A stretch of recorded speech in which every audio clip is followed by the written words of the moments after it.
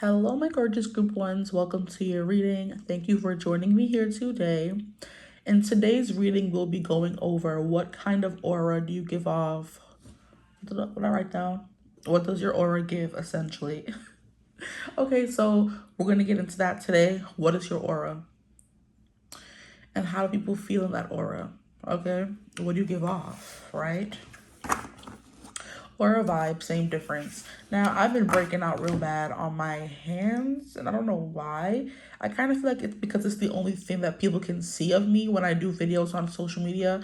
And people try to send evil eye, You never know. People be watching, they're like, oh, her hands look so smooth. And the next thing you know, my hands are not smooth. I don't know what happened, but I don't usually break out at all. I just been breaking out lately. That could be something.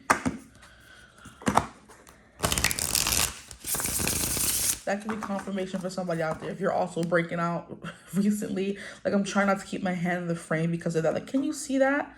Like, this is just ghetto. I'm trying not to keep my hand in the frame because of that. I'm trying to let you like cute to the side. Ooh, boy, that is something. All these cards flipped out. The only one that kind of flipped out was Death, Thanatos. That could be the energy you give. You see, that's kind of what I was going to say, honestly. Because what else can an aura give if it means people see you and start breaking out in hives? Kind of scary, right? So your aura is definitely giving intimidating. It's giving scary, right? It's kind of like giving Black Death. Maybe some of you wear black a lot. And of course, immediately when people see black or think of black, black is like not the best color. It's always seen as like a negative thing sometimes. These cards are acting up already. But yeah, we have like this very foreboding, like angel of death kind of energy that you guys give off. Your aura is very intense and a little dark to certain people, Scaredy cats, I want to say. Uncultured swine, right? So you could have like a very heavy, authoritative, spooky, dark aura, okay? Because death is the only card that flipped over in all those cards you guys saw turn, fly everywhere, And I just saw 222 as well. And like I said, when people think of dark, you never really understand fully what they mean by dark, because people who are known to like dabble in the occult or like astrology or dabble in like magic or manifestation, they're seen as like evil and dark. So that could be your vibe as well. Maybe you kind of give off a magical energy to you. Okay, please spirit, count me the energy of my group ones and their aura. What does their aura give, please, Spirit? Let's see what it says. We have 3 of Cups, the Graces. You're very attractive. You could have like a very attractive friend group, is what I'm getting for some reason. Because we have these 3 women here, and it's kind of giving like, we see her side profile, but the one in the middle is like full face on. They're fully facing forward. So we're seeing the full brunt of their beauty, So maybe you're kind of giving dark feminine, dark masculine energy where people are kind of like, oh my gosh, I was cast under her spell. What it's kind of giving me? What is the lady called? Is it letter A, where they gave her the scarlet red A because of something? Or like maybe you give up like a promiscuous, witchy, I'm gonna take your soul kind of energy. Maybe some of you give up like an Ursula vibe from The Little Mermaid. But it's like giving, is Mary Magdalene the one that was like slandered in the church for being, I think that's the kind of energy you could be giving off here, where men bow down to you and, women falter in your presence, and it seems like a negative thing, but your aura is, like I said, very intimidating. It's like dog eat dog, like you kind of devour people with your stare is the kind of energy I'm getting right off the bat. And like I said, like I was saying, and what was I saying in the beginning of the reading about people only see my hands, and from what they can see of me, that's the thing that gets attacked. Because, other people would like, okay, if they post their body or their face on social media, and people are sending evil out their way, and it's kind of like, okay, maybe they'll start breaking out or something will happen. But like I said, the only thing that I show on social media is my hands. So if my hands start breaking out of nowhere, these are the money makers. This is how I do my reading. So I'm like, if something starts happening to my hands, I'm like, what do I use my hands for? Mostly everything, but what do people see? And that's the only thing they see of me, right? There's something here about your eyes, Maybe you have like dark eyes, very pretty eyes, something. They're enchanted in some kind of way is what I'm getting. And people are kind of like, I'm getting that scene from Practical Magic where, of course, the whole town thinks they're witches, but it's the specific scene where Sally goes running after her daughter and like trying to get her to not point to the little boy because everyone's making fun of them. They're coming home from school and they're coming to her shop, and I think all the kids like, witch, you're a witch. And the oldest daughter is fed the bleep up. She's fed up. And that's the one with like the red hair. So yeah, red hair is also seen as, oh my gosh, like they have a temper kind of energy. People are so annoying in society, I swear. Society, I tell you.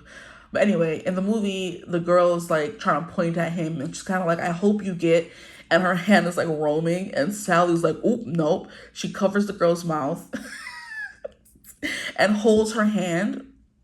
And I don't know, some way, some shape or form, her hand gets free. And she's like, chicken pox, pointing at the little boy. And the next thing you know, the next day, little boy has chicken pox. And I love that movie so much. It gives me life. But it's kind of giving that. And then, like I said, my hand's like breaking out or something. That could be something you deal with. Like maybe you have like blemishes or something, okay? But I'm getting like the Black Plague kind of energy where it kind of overtook Europe and everyone was dying from it and everyone was scared of it. So it's giving that's how your aura feels, you know? Interesting vibes coming through for you guys. Look at you. But we should have known already with Thanatos, with death, you know? But anyway, yeah, the little girl was like, I hope you get chicken pox. And just by pointing at him and saying the word, the boy got chicken pox, right? But they were actually witches, so they're not like, it wasn't unfounded, the rumors or the accusations, but relax. That doesn't make them evil witches, okay? So you can be someone, like I said, who practice things like occult things, and people are like, you're evil. And as soon as you come around, the power they feel coming or emanating off of you immediately gives evil, but it's just power. It's powerful. So the things you say, the things you point at, all those things kind of like come to fruition. You're that kind of friend, you know? Like the power of the tongue is kind of like your power as well. The things you say come to truth. You could be someone who's really good at like speaking things into existence, spells, things like that. Okay, but your aura definitely gives you're good at those things, whether you are or not. I love to use the example of the old lady in the cabin, and they just kind of like belittle her and call her evil, and she just like likes to be by herself. She doesn't want to bother anybody. She wants to practice whatever she wants to practice in peace. And people like speak about her in whispers and hushes and, you know, behind closed doors, and they don't say her name out loud. It's kind of like giving Voldemort vibes, where he who should not be named, because he made people so scared of him that he made them think that saying his name was something. I'm pretty sure when you said his name, it didn't really mean anything, but he had them thinking that it did, because he was, you know, a dark sorcerer, the Dark Lord, or whatever, please. Good day. But that's kind of what I'm getting here, where like his name is spoken about in whispers. He who shall not be named, she who shall not be named, the person, the old crone who lives in the forest in her little shack, minding her business, making her potions and living her life. And people immediately think, oh, evil, you know? It's because they don't understand you. So your aura kind of gives off either powerful, dark, or people don't seek to understand you. They just want to judge, right? Interesting.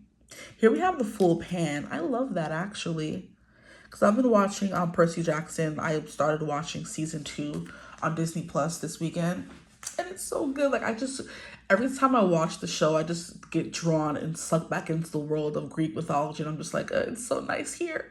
I don't want to leave, okay? But I believe the first episode of the second season starts off with Grover looking for Pan, which is I think a god of nature, you know? So I love that he's coming through, and I just saw the episode where they were talking about him. But yeah, we have the full card coming through as well. So not only are you someone who's like quite dark, you also are someone who's quite optimistic about their future. Like I'm not getting the vibe of, oh my gosh, woe is me, life is so horrible energy from you. I kind of feel like I said, you're someone who like actively calls in the things that they want, you know? And like I said, even that in and of itself can be seen as evil or scary in today's society, where whatever you speak happens. You know, if you speak something over someone, they're kind of like, oh my gosh, you know, I had a dream, and you call your friend and say, girl, don't go on this highway today. I had a dream that something was going to happen, and then it does happen. And they're kind of like, wait, how did you know that? And you're kind of like, I just had a dream, you know? I was trying to protect you, and trying to protect them, they think they fear you instead, you know? But like I said, people fear what they don't understand. So you may be misunderstood. Your aura gives, like I said, powerful, you know, and you may want to be helpful, or you try to be helpful, but it always ends up like turning out maybe wrong. Something like that could be coming through. I'm trying to remember what character that is. There's a character in some kind of show or movie where no matter how many times they try to do something good, it always turns out bad. Like, I'm kind of getting like Steve Urkel vibes from you as well. He gives full energy. Because the one thing about that boy, he was not scared to tell that girl how he felt. He was not scared to chase after her. He was not scared to look stupid, even though he was the smartest one on the show, you know? So it's like just something fearless about you as well. And that could also be scared. You know what I'm getting? You're giving someone who can't be controlled, who has a mind of their own, who doesn't flock behind anyone. You kind of make your own path. And people who do that are purposely made to be seen as lepers. Like, stay away from them. You know what I mean? It's kind of giving the alphabet energy from Wicked, how she was the only person who was standing up against the animals being treated any kind of way in Oz. And everyone was like, the way they flipped the script, and she was the only true pure-hearted one, and they flipped the script in the damn book or movies and made it seem like she was going against the wizard, when the wizard was a true, like, fool. He was a true con artist. He was a true evil one, him and Madame Morrible. But they flipped the switch so quickly on Elphaba as soon as she left the capital, saying the wizard's a fraud. And anytime she would like try to do that, they would thwart her and make her seem like she was wicked. And then she didn't even look as like evil as they made her seem. But in the pictures they would post that she had these long, scary nails and she looked so evil and mean. It's like what do they call it? The something of public opinion is kind of giving me that, where they like to flip the switch really quickly before you can even get a word in. Before Elphaba can even go out and say, hey, the wizard's a fraud. Madame Morrible already had these flyers made where she was depicted as this evil, witchy kind of person. Elphaba, anyone who knows her knows it was a lie, you know? Which is why it bothered me so much that Glinda just sat by, idly by, while they were slandering her best friend. Like, girl, they had all these caricatures of her and all these pictures and calling her wicked, and you know what I mean? And then even in the movie, it's been long enough, guys, okay? Even in the movie, the second one, For Good, when Glinda refers to Elphaba as Elphaba or Alfie, the Madame Morrible's like, the Wicked Witch of the East, you mean? Or Wicked Witch of the West, whichever one she is. And she's like, yeah, her. Because, no, I know her as Elphaba, but they didn't want to humanize her. They wanted to dehumanize Elphaba to make her the villain. Okay? Now I'm the villain in your history. It's giving Aaron Burr vibes, okay? So you can definitely be someone who's wild, who's ambitious, who's like ruthless in a certain way. And people who are seen that way, who want to make their own way and not follow behind everyone else. They don't want to flock like sheep. They want to be the dog that's shepherding everyone. You're seen as kind of like mean, you know, evil, whatever you want to call it, wicked. All those examples coming through, okay? The wise little crone in the forest who knows it's smarter to stay away from people than to infiltrate yourself with them, because people are going to turn on you. They're oh my gosh, I can't. Every time I say that, I hear that song. What is it? Someone commented, I think it was Killing Me Softly, where at the end it's like, they'll turn on you. Your family and will turn on you. Like at the very, very end of Killing Me Softly, the Fugees version. Like at the end, they're kind of like, they'll rat on you. Your family and whatever will rat on you. And I'm just like, it makes me laugh every time. Because what does that have to do with the damn song? What does that have to do with the song? But anyway, that's kind of what I'm getting here. People are like hostile towards you because you intimidate them. You ruffle their feathers in a bad way or in a good way. You never know, you know? But that's what I'm getting. How did we end up like this? The car is acting up. Look at that. I'm like talking about things being ruffled and askew. And I look over the camera's like twisted to the side. Okay. Please, Spirit. We have one more card. Anything else before I pick up this card? No? Okay. Ooh, we have Ace of Cups. And look at how this guy here is crazy. So it's giving no good deed goes unpunished.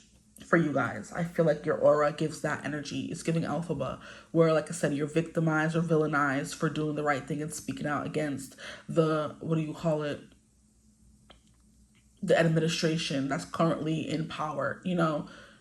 For example's sake, in Wicked, it was Madame Morrible and the Wizard of Oz, you know? And they were the current administration. They have been ruling for who knows how many years, okay? And they were like the power. Everyone would come and ask them for help, and they ruled over everything. And then 𝐓𝐴 came in, and she had true power. She had real power. That girl was powerful. She had magic where no one else did. And instead of like using that, they tried to use her, first of all. They didn't even want to like, they didn't want her to realize that she was more powerful than them. They wanted her to think that they had magic when they really didn't. And they wanted to use her to read the dang, what do they call that thing? The grimoire. They wanted to use that girl. And once she realized that they were frauds and had no magic, she was like, oh no, oh no. And then she had her whole defying gravity moment. And she was like, no one's going to bring me down. I'm defying gravity. Tell the wizard, anybody, I'm coming for them, okay? And as soon as she was doing that, all of a sudden, she's public enemy number one because she found out the truth. So you're definitely the truth seeker, the truth finder. You're airing out everyone's dirty laundry, and your aura kind of gives that energy where it's like, you can't lie to me, you can't play me, you can't befuddle me, you can't confuse me, you can't pull the wool over my eyes. I'm too powerful for that. I see through you. And people who see through the illusion, who see through the matrix, are known as dangerous. It's giving, like I said, you guys are giving all the characters that I've grown up reading where they defy the, like I said, current administration. Now I'm hearing Divergent, you know? And in the Divergent series, not Katniss, girl, stop it, not Hunger Games, please. Divergent series, her name was Triss. She was like 99.9% divergent. And the reason why they put everyone in caste systems, essentially, which is erudite, dauntless, abnegation, whatever you want to call it, amity, you know what I mean? And you're whatever, you know, if you know the books, you know what I mean? They had everybody separated because no one could be one or both. They wanted you to just be one thing, you know, because if you knew everything and you were dauntless and smart, or you were peaceful and kind, you know, and what is it called? What's the word? Selfless. You would be too powerful. They wanted you to just be one thing. They wanted to put you in categories and put you in boxes. The thing about the divergence were they could be more than one thing. They could be everything if they wanted to be. And they didn't like that in that society, you know? In that very, what they used to call it, dystopian society where it's like totalitarian. It's one person who rules over everyone, you know, and tells everyone what to do. And people like Triss, people like 𝐓𝐴, people like Katniss, even in the Hunger Games, right? People like that are dangerous to the system they have in place because they can see through all of it and they can tell everyone else, hey, they're lying to us. You know what I mean? Because even if we talk about the Hunger Games, Katniss was able to outsmart them in the first movie and make sure, why does it keep moving? And make sure that her and Peeta stayed alive in those first games. And Peeta was like, no, only one of us can win. You eat the apple or whatever. And she was like, no, we're both going to eat it and see what they say. And when they both went to eat it, they said stop. And both of them won the Hunger Games. And the Capitol President Snow did not like that. And from then on, that moment on, he knew Katniss was a threat. And he did everything in his power from the first book on to wipe her out. But did he succeed? No. You know? So you're giving those people who they can't be controlled, who are too powerful, their minds are too strong, they can see through certain things. And it's kind of like, okay, this person, I know I can't control them. And people love control in this world. In this society that we live in, they want you to be mindless. You know? They want you to flock. They want you to listen and not even think about anything. They want you to be beholden, and they want you to be like, you know, brainless, essentially. But you're the complete opposite of all those things, okay? All those characters. But it's kind of like, even in the simulations they would do in Divergent, I keep saying Katniss, please, Katniss, let me free, unhandle me, unleash me. Triss was able to kind of see through all of them. They couldn't hold her under a simulation because she would always break out of it, you know? And that she was seen as dangerous. She became public enemy number one in that series as well. So all these people, you're giving all these people from these dystopian societies where it's just one person who wants to rule over everyone. Your mind is too strong for that. You're not someone who can be controlled. And that's scary to people. Here we have the King of Wands, and there's something here about you also being quite popular, you know? Because even in the Hamilton play with Burr, they didn't want him to win. They didn't like him. But one thing about him, he was popular with everyone. Everyone was like, oh, he's so friendly and you can grab a beer with him and da da da da. He seemed so approachable, down to earth. And that's why he most likely probably would have won that election if Hamilton didn't come in and say, Jefferson has my vote. Sorry, I had to. If Hamilton never came and said all that, it was a good chance Burr was going to win because he was very approachable. He was very amenable. People liked being around him. You know, even though he wasn't very forthcoming, he had his charm, King of Wands. So there is something here about you being someone who could charm people into listening to them and becoming your own like leader, or becoming a leader in your own right. And people who are already in power don't like that. They don't want to be usurped. They don't want to be like taken out of power. And they see you as a threat in that kind of way, okay? So if you ever feel like you're in an environment where there's two alphas and you are fighting for power, it's kind of giving that, because you're not someone who will concede. You're not someone who will back down or give up. You're someone who's fighting. You're not giving beta. You're giving alpha. And when you meet another alpha, that causes problems. You butt heads with people. So they say, oh, this person's so mean and they're stubborn and they're always mad and they're always angry. When it's not that. You're just not someone's going to back down or put up with someone's BS, essentially. Okay? That's what I'm getting for you guys, your aura, essentially. But like I said, we have the King of Wands. And the King of Wands here is Cronus. And I do believe Cronus is the Titan god. He is the... In this deck, he's either the god, the leader of the Titans, which is Zeus and all them's daddy, pappy, or he's something else. But I do believe he's the pappy. Is there a scythe anywhere in this deck here? No, because I know his symbol is like the scythe. Okay, let's look it up in the book really quickly. Yes. It says, born to Uranus and Gaia, Cronus overthrew his father to become the king of the Titans. In keeping the prophecy, history would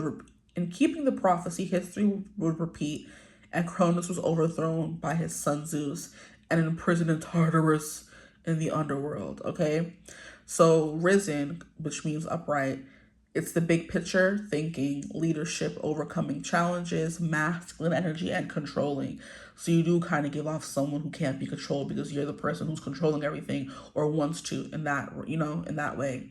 So Cronus is the god of time. I don't think so. I think they're separate people. Kronos and Cronus are two different people. Not to be confused with the same person. But in this deck, it's coming out as the same. I believe Cronus is like weather and stuff like that. I think that's his power, which is why all his sons are lightning and the sea and all that kind of stuff, I think. But yeah, you're definitely giving pure masculine, maybe sometimes aggressive energy, and that's what your aura definitely gives. Like, stop messing with me. How all the friends are kind of like, you're seeing their side profile, but this person you're seeing full on. Like, I'm not giving you my side profile. I'm not hiding from you. I'm looking you dead in your eyes. And that could be intimidating, okay? But this Ace of Cups here, like I was saying, I love the Ace of Cups as a card, but in this deck, it always creeps me out because why dude don't have no eyes? What happened to his eyes? Like, he's well-meaning. He's literally giving you a Ace of Cups, which is opportunity. It's love. You know what I mean? It's compassion. But he looks so creepy while doing it. Like, I don't want a cup from you. You're scaring me. Get away from me. That's kind of what I'm getting here. Like, you're getting great cards, but it's like, okay, but it comes with a side of terror and people are scared. You know what I mean? Because tell me this guy don't look scared. If he were to walk up to you in the street, you wouldn't run screaming? I would. People are like, I don't want to look dead into this person's eyes. I'm scared. Jump scared. Let me stop. But that's what I'm getting for y'all for real, though. Your aura is quite intimidating. It's also kind of like boundless. It's effortless. Like with the Fool coming out here. Let me see what this... I keep meaning to look him up. We'll look him up in your reading. Why not? Pontos. This Ace of Cups. Okay, let's see. Come on, give me something. Give me something to sing about. But also, hold on, sorry. Back to these girls here. It says the Graces, the goddesses of grace, joy, beauty, and charm. So like I was saying, you are someone who's quite attractive, because then we also have the King of Wands here, and he's known for his overall like attractability, essentially. Overall charm, leadership, people want to flock to them. So people see you as someone who's quite popular, also kind of giving a little bit of like a Regina George vibes, where no matter what that girl did, people still loved her, whether she was mean, she was nice, she was up, she was down, she was hit by a bus, like in a brace. People still was loving on her and just like flocking towards her, because she just had that kind of aura to her. Exactly. But let's go to the Risen. It's friendship, community, happiness, gathering, social harmony. So yeah, there is something here about a friend group coming through. There could be you and 2 other friends, and out of them it's kind of like giving that, what was that trend that was going around? Someone is the cinnamon roll, someone is looks like they could unalive you, and you're that one friend who people are like, okay, I'm not gonna mess with them, but you're also very pretty. So that kind of thing. Okay, sorry. On to Pontos. He's the god of the personification of the sea. What do you mean? Okay, the primordial god of the sea, Pontos, represented the sea itself rather than just being a god residing within it. Interesting. He fathered many of the sea deities, including his granddaughter Amphitrite, Poseidon's wife. Interesting. So the Ace of Cups is new feelings, spirituality, intuition, love, fresh beginnings, and creativity. So you could be also coming through as someone who's quite soothing. You could be someone who comes off as cool, calm, and collective. But it's also kind of giving, it's like resting bee face, where people are like, I know you're not just harmless. You have some bark to your bite. You're definitely someone who could, F things up and get things started, pop off up in here. You know what I mean? That's kind of what I'm getting as well. But there is like a softness and attractiveness to you. But like overall, like I said, your aura is just quite powerful. It's like it can't be missed kind of energy, where when you walk into the room, people are like, standing at attention, essentially. It's kind of like a commander in the war, where everyone's like, attention, and they have their hand to their forehead, waiting for instructions, or waiting for them to say at ease or whatever. Okay, let's move on. I feel like I'll be over explaining stuff. If you're still here, love ya, thanks, appreciate you. Like, we only have 5 cards out and we're already 30 minutes in. Like, how? Gosh. But look at, like I said, even death, like the poor shadow outside is like hiding him. But look at how attractive this man is, even in all his scariness. Like, he could get it. He could get it. So it's that dangerous, sexy vibe where it's like, I don't want no trouble.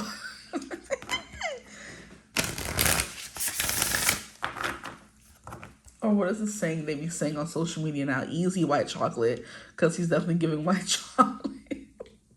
Like, easy there, white chocolate. You don't want none of this. You can't handle all of this. You can't handle the truth kind of energy. You're giving like a, how do I stop the light from getting in? I gotta put another one. Like, you're giving like a Bruce Willis kind of energy. The truth, you can't handle the truth, whatever that's from. You know how Bruce Willis always plays like these brooding characters? You're giving that vibe, so you can be a little bit broody as well. Okay, please, Spirit, further clarify this message. What aura do my group ones give off? Please, Spirit, what aura do they give off? So people are like, this person's, I'm really attracted to them, even though they kind of creep me out or scare me a little bit, It's giving hear me out. Did I say that already or no? you're giving that. You know how people look at certain characters and say, oh my gosh, no, that person's so scary, I would never, you know? But people are like, hey, hear me out. Those hear me out cakes on TikTok kill me every time. It's kind of giving how my hear me out, if y'all are interested. One of them, anyway, is Venom.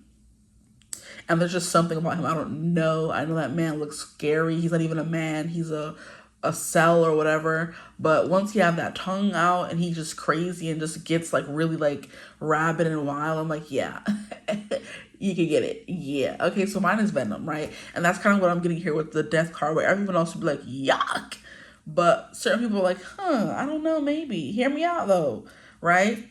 But then you also got someone who's attractive as well. So maybe they don't have to hear you out. Okay, so we have growing pains. It says healing, patience, unconscious. And that coming out with the Ace of Cups, and the Ace of Cups is representing intuition and spirituality. You're definitely giving someone who's spiritual. So maybe that vibe that's coming through is scary.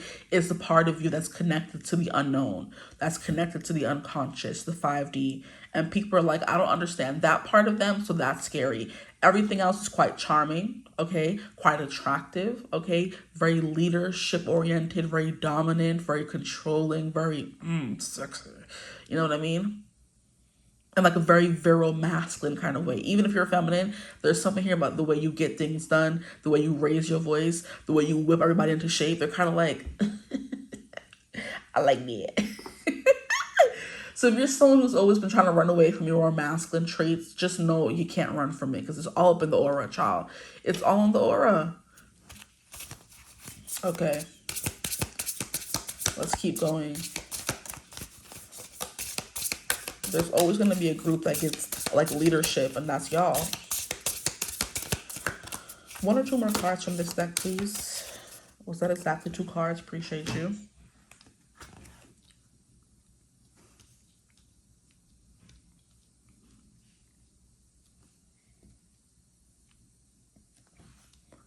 There is something here about you being a healer, though.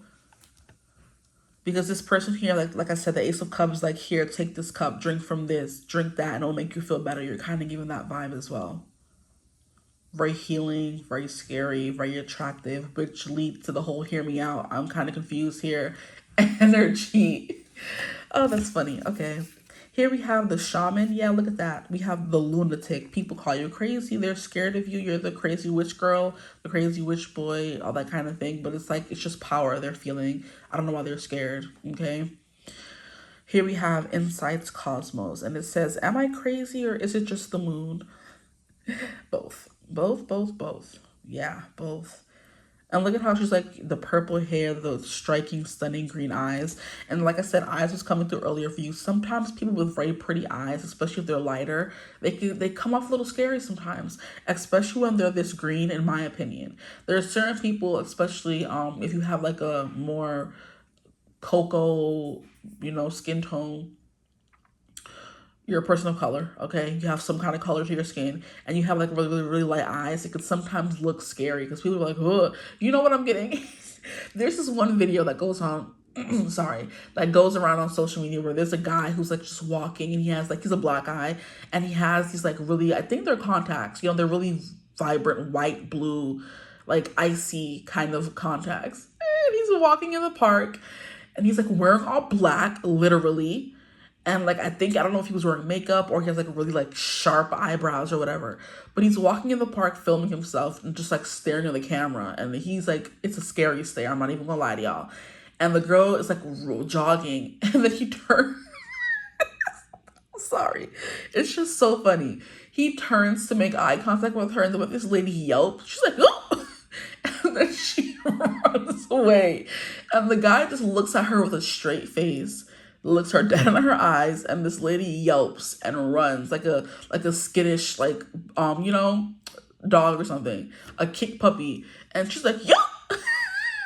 And you can hear it come through in the video, and the guy just like turns back away from her and keeps walking while this lady's probably running for her life, thinking that this guy's trying to come after her. But that's how scary his eyes are. It's just like, yo, like, what kind of color eyes is that? I don't like it, right? That's kind of what I'm getting here, especially from this lady here. Your stare could be quite scary if your eyes aren't like a specific, very bright, vibrant color. Or they can be like very dark as well. They can be something coming through as well. Because like I said, this guy, Pontos, those eyes are non-existent. I'm kind of like, but why though? Please. I need there to be some irises. I need there to be some pupils. Thank you. An eyeball, something. Okay. The card we have here says the awakened dead. Yeah, that's the energy you guys are giving off. Maybe you're giving like zombie. It just depends. Not everybody watching, their aesthetic is going to be dark and scary or just intimidating, but it's giving that very much so. Like emo, goth, that kind of thing. Alternative, dark colors, dark hair, bright eyes, you know, that contrast of dark hair and light eyes is coming through for somebody here. But yeah, it says all the things that almost broke me were the things that most awoke me. So you could also just have like a dark, somber vibe to you because you've been through a lot in life and it made you be someone who's more reserved, someone who's more, you hold back to see what people give you first before you smile or do anything. So like I said, you walk around with RBF and you don't smile at people. You kind of keep to yourself. You mind your business because you've been hurt. You've been through so much. You don't like openly want to like, hey, how you doing? Like, that's not your vibe. When you want to put that on, you want to be charming, great. But like off the bat, first vibe, aura coming off the bat is giving, leave me alone, stay away from me, I'll cut you, like, I'll fight you, I'll do something like that, you know, dangerous kind of energy. And it's not until you kind of like smile or turn on the charm that people kind of like be like, oh, okay, maybe I judged too soon. But the immediate reaction is giving powerful, scary, like you're like vibrating danger energy, you know? But yeah, it says resilience, nirvana, and self-appreciation for this part.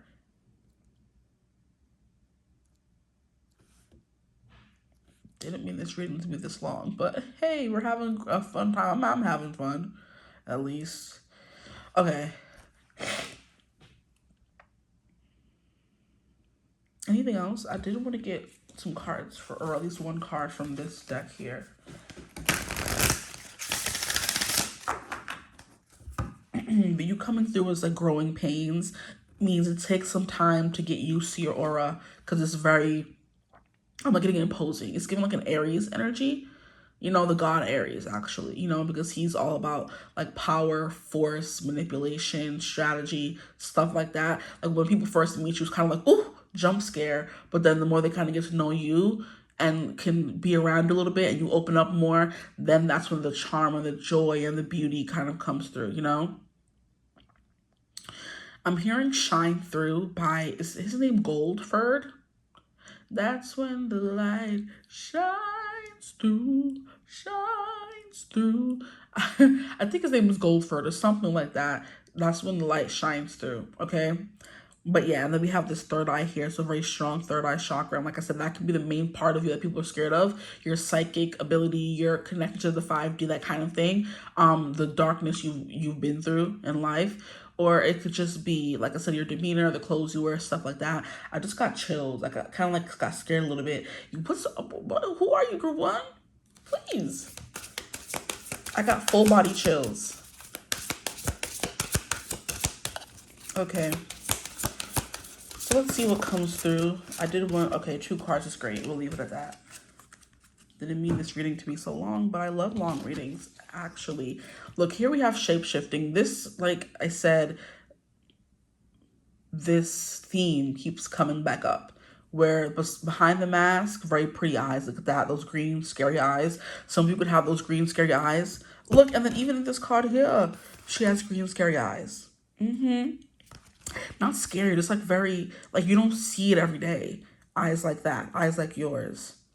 Okay, and then even we have the skeleton here, and skeletons are known widely for not having any eyes, just eye sockets. And this guy here only has eye sockets. Some of you could be blind, and that could be scary as well.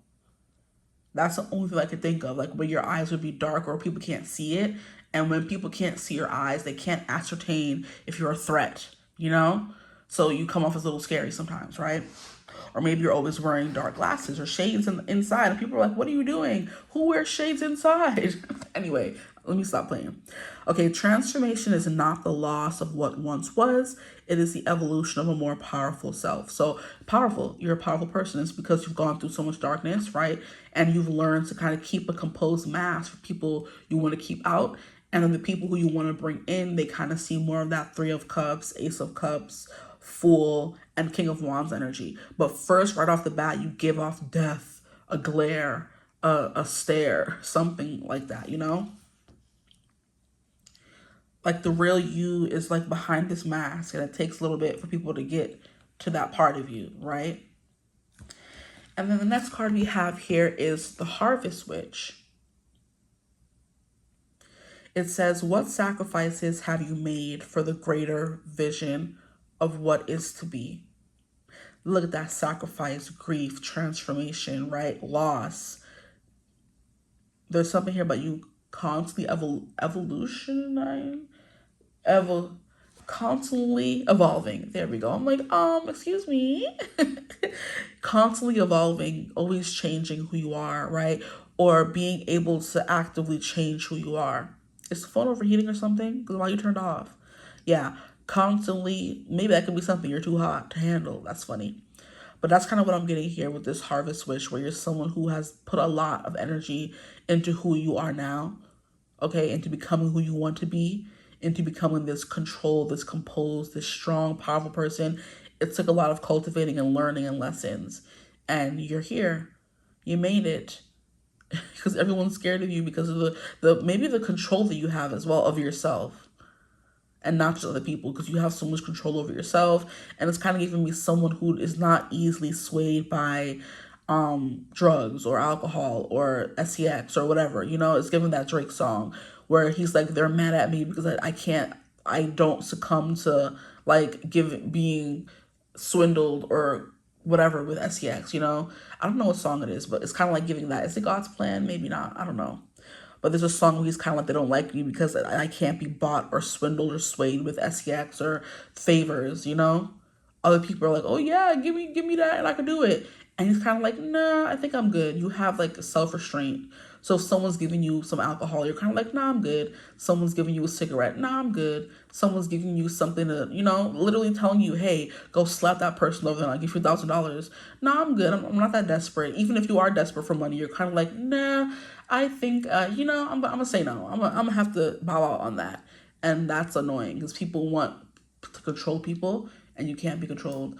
But I'm gonna leave your reading here. I don't know why it got so long, but I hope it resonated. If it did, feel free to like, comment, and subscribe. Join the tribe. If you would ever like to have a personal reading, you could always do so using my email or get in contact with me using my email in the description box below.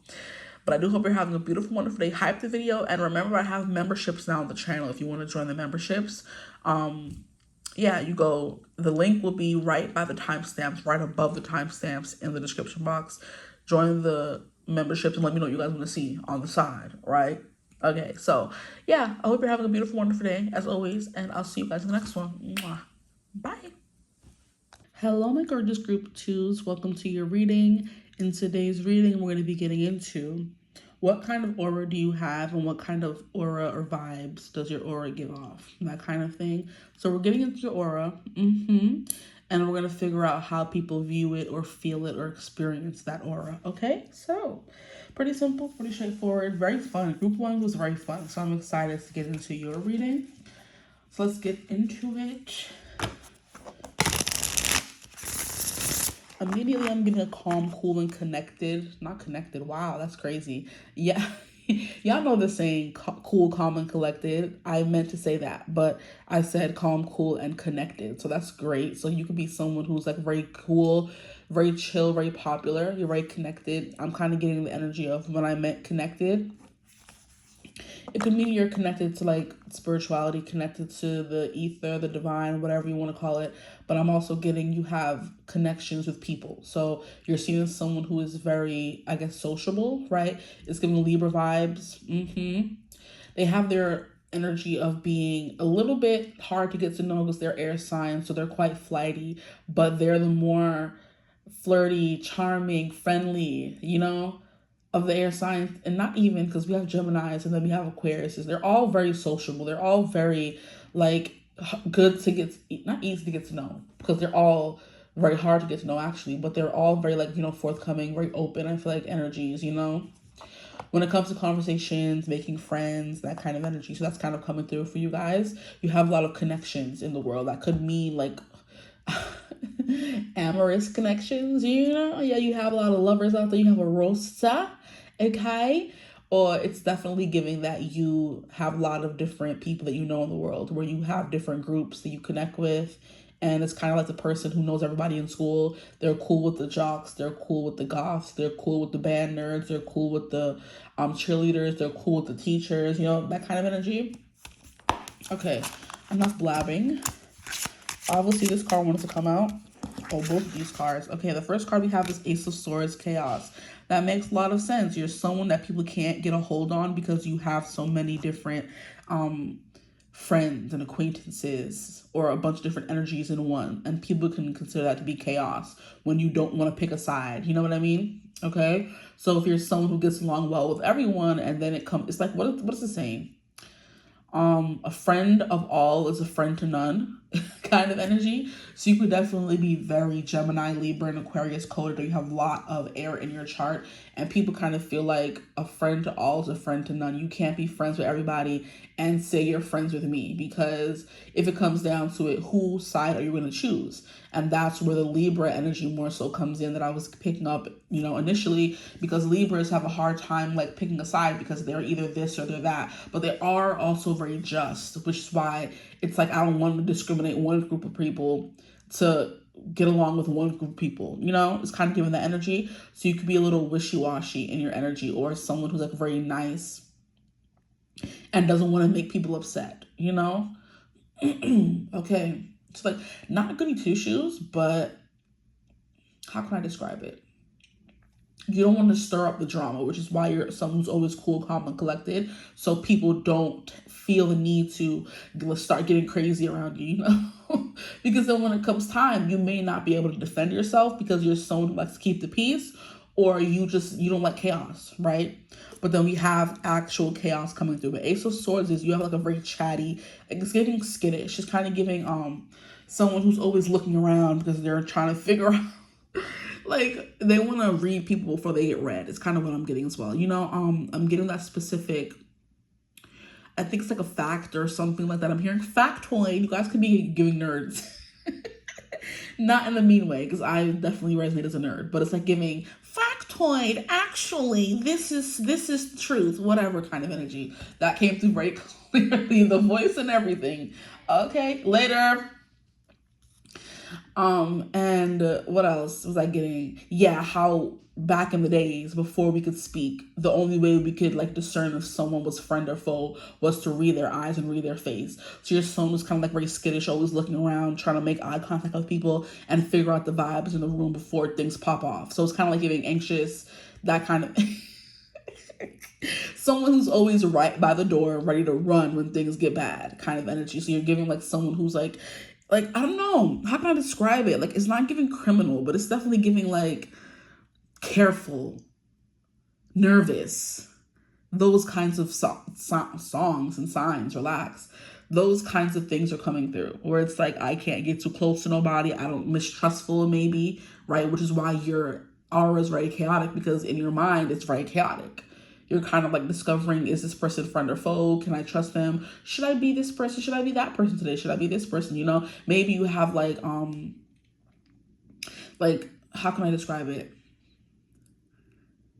Maybe you're someone who does hear voices, and you're someone who does deal with mental health issues. And like I said, anxiety and depression, these voices, these feelings, these impulses are always like taking over your mind. And that kind of comes through in your aura, where it's like your eyes are always shifty. You don't trust people very easily. Like you're, you know, approachable enough. You're nice enough, but it's kind of like people don't know you well enough. So they're kind of also very suspicious of you because they don't know what your vibes are, because you could be very private, or like I said, just nervous around people. That's what I'm getting. So your aura is giving that, like a skittish little mouse or something always running, you know?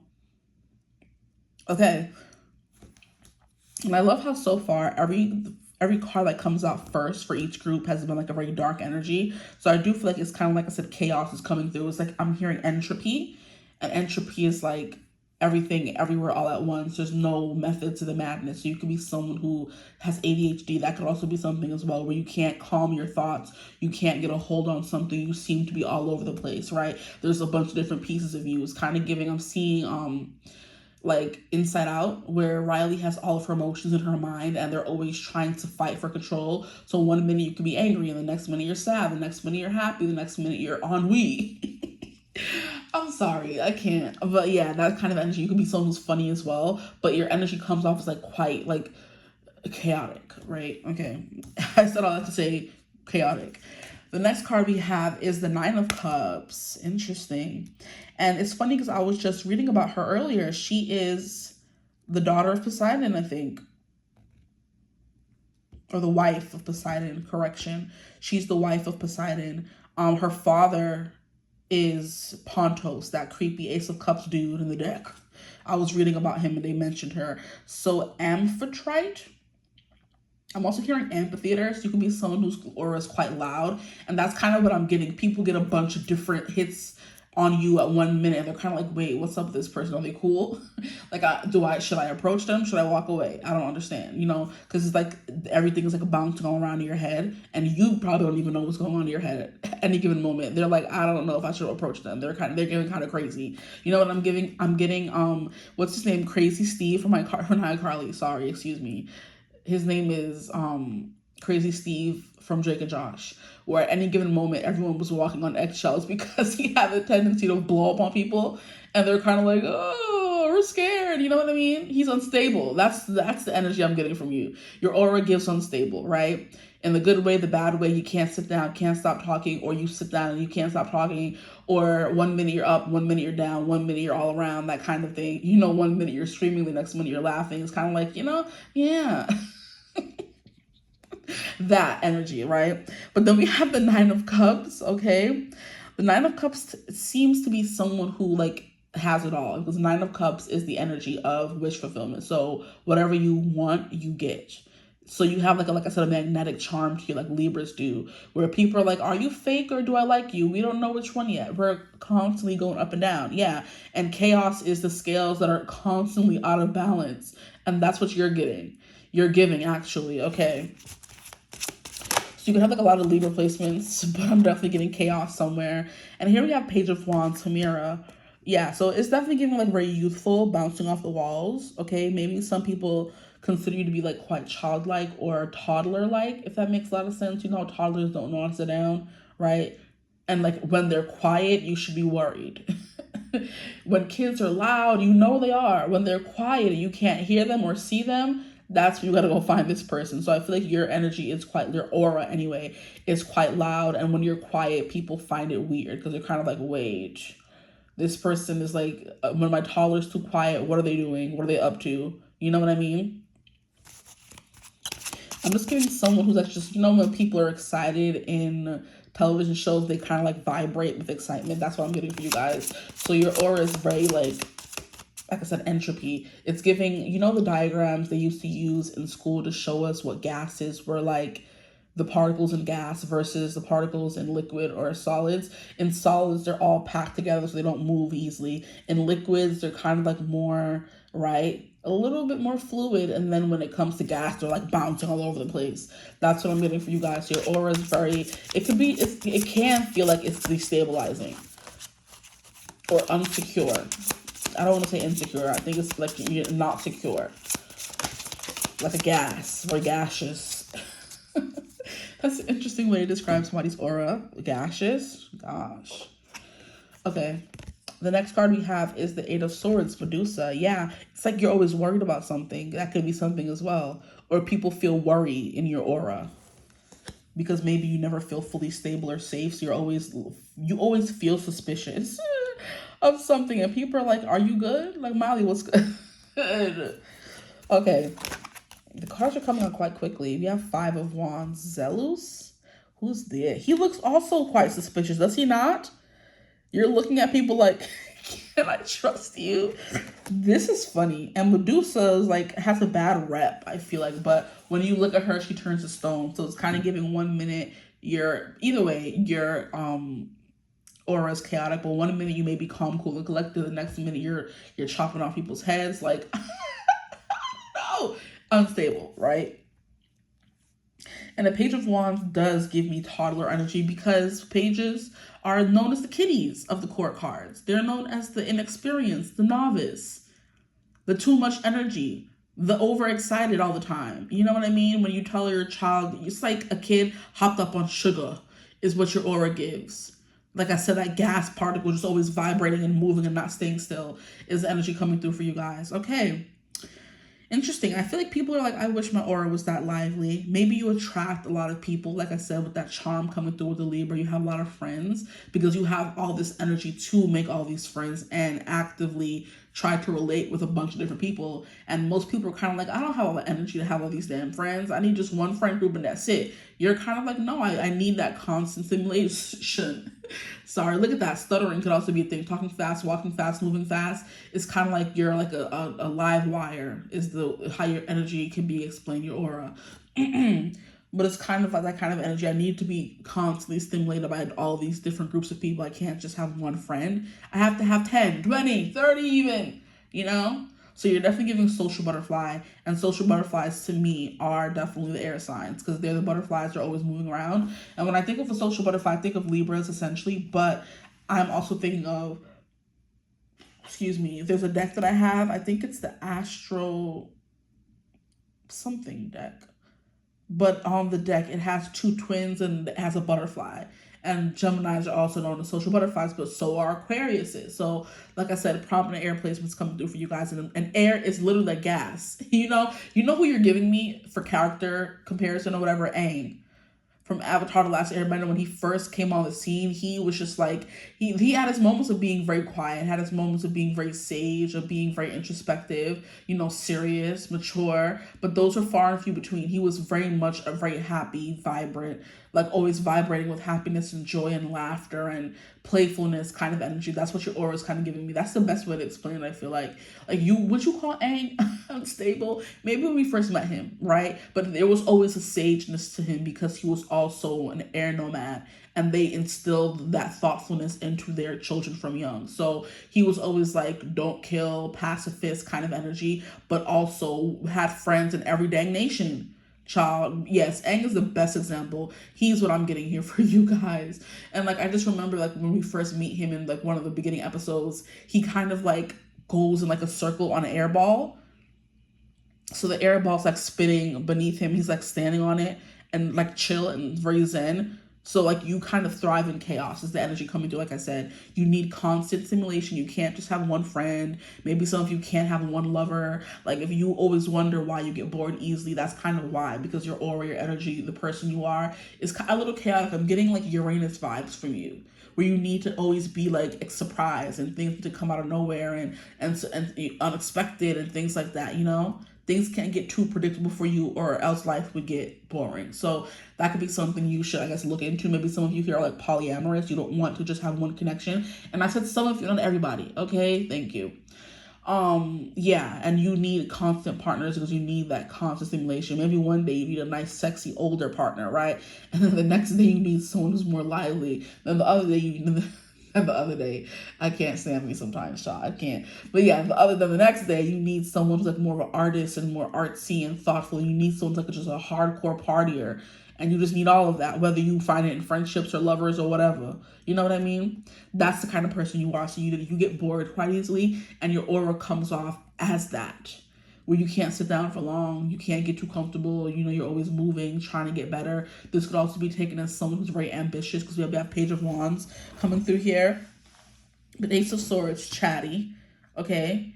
Then we have Nine of Cups, which is that fulfillment energy. You always seem like quite satisfied. I'm hearing smug with yourself, right? And even in the traditional Rider-Waite tarot deck, we have a guy who's sitting on a chair and with his 9 trophies, cups behind him, and he has like a self-satisfied smirk on his face. So you could be someone who's always smiling, someone who's always jovial. I'm also kind of getting like a Santa Claus vibe from you guys. Jolly, laughing, deep belly laugh. But I'm also getting like reindeer from you. You know what I mean? It's kind of giving, what is that Christmas movie? grandma got run over by a reindeer when I think there's like, it's called catnip or reindeer nip or whatever, but there was like this thing they would give, or is it like Christmas cake? What do they call that? Fruit cake?